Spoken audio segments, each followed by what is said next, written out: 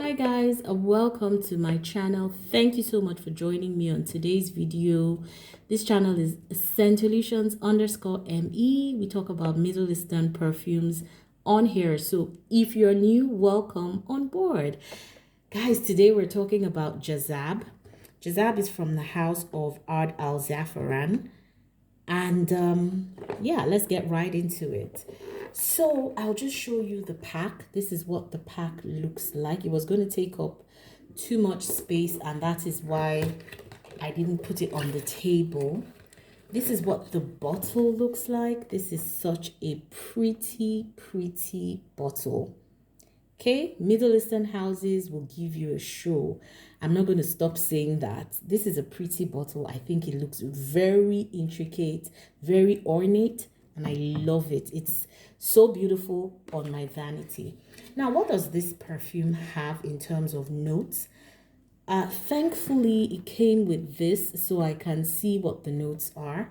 So it says it has apple, peach, plum, and pineapple in the opening, rose, a lily of the valley, and jasmine in the middle, and then vanilla, tonka, cedarwood, and patchouli at the base. So that is pretty much what this perfume is about.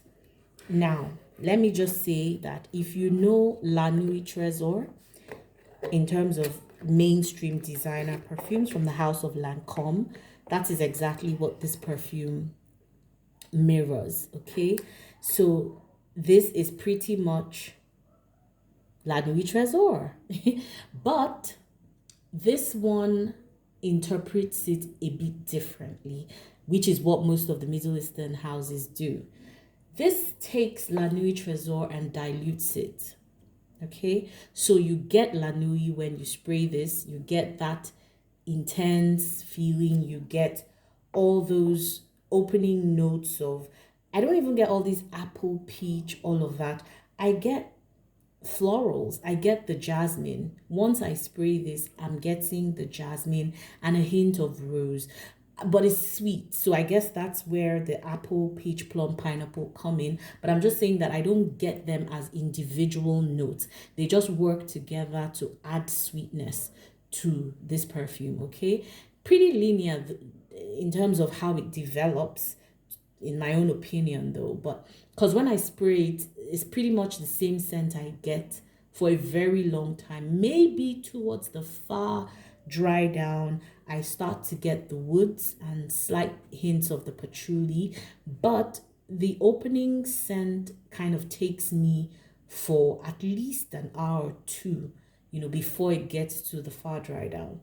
Anyway, this is a sweet floral fragrance with some woody elements and patchouli, as well as some warming tonka and vanilla. That's how I would sum up this fragrance if I were to just provide a brief overview. It does, like I said, smell like La Nuit. It has that sexy, floral, smoky feeling, but it's in a diluted form. So this one, for instance, I would wear daytime. This would do very well in daytime. It would do very well at night. It's such an easy reach. It's one of those kind of perfumes that are such a dumb reach. Like, you don't need to think twice about this.